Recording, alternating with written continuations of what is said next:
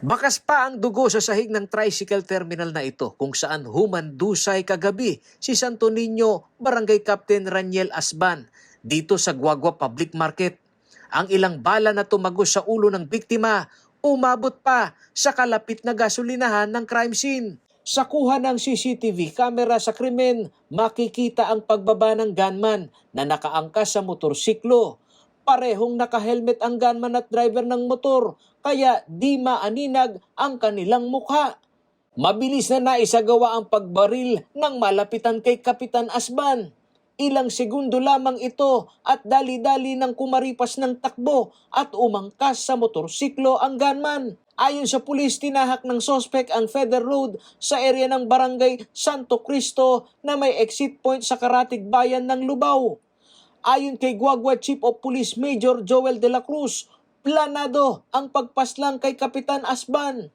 Hinala ng pulis, minanmanan ang regular na tambayan ng kapitan at sa tama ng bala sa ulo at ginamit na baril ng gunman ay imposible umanong mabubuhay si Kapitan Asban. Yung mga na-recover na empty shell po, caliber 45 po siya.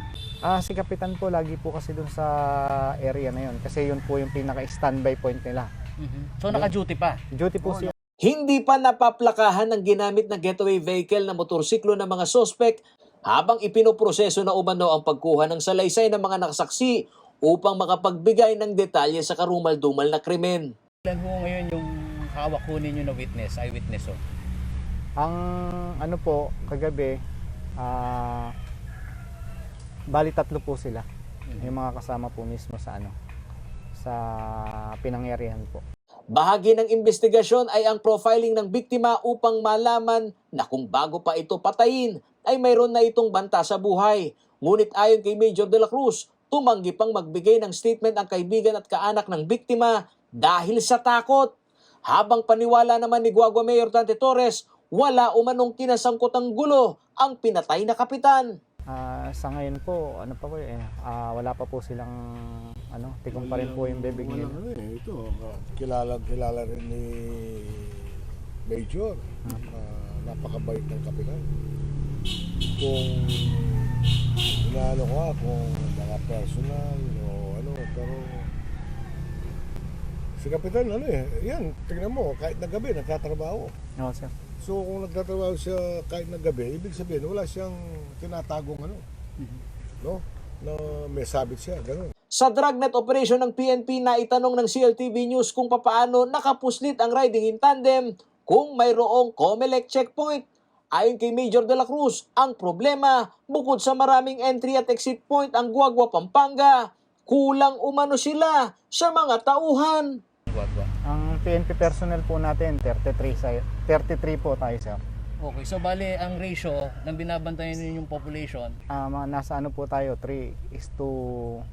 1 police officer is to 3,500 population, sir. Maglalaan umano ng pabuya si Mayor Dante Torres sa makapagtuturo ng gunman at mastermind sa pagpatay ng kapitan na kilalang tagapanalig nito sa politika. Panawagan niya sa kanyang mga kabalen na maging vigilant sa hakbang ng ilang masasamang loob na gustong makapanggulo o magsagawa ng karahasan sa kanilang komunidad.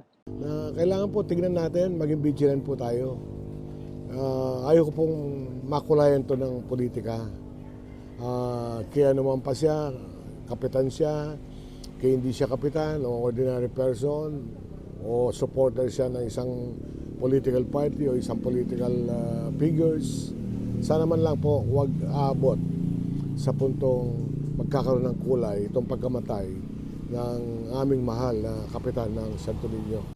Ayon kay Major de la Cruz, inaasahan ang pagbuo ng Special Task Force ng Pampanga Provincial Police at Criminal Investigation and Detection Group o CIDG para tutukan ang pagkakapatay kay Kapitan Asban. Habang under assessment umano ito kung maituturing na election-related violence dahil kilala itong supporter ni Mayor Dante Torres na isa namang kandidato sa pagkabukal sa ikalawang distrito ng Pampanga. Samantala, sa pag-ikot ng news team sa balwate ni Kapitan Asban, ilan sa kanyang mga kabarangay ay hindi makapaniwala sa insidente ng karahasan na kanyang sinapit. Wala namang balita na may atraso yung andyan, mabait naman yun eh, sir. Di mabait po yung kapitan dito eh. Pero yung takot talagang siyempre, nandyan. Lalo't naghahanap buhay dito. Yung tindahan ko pa yung nasa kabila. Paolo G. Santos, CLTV News.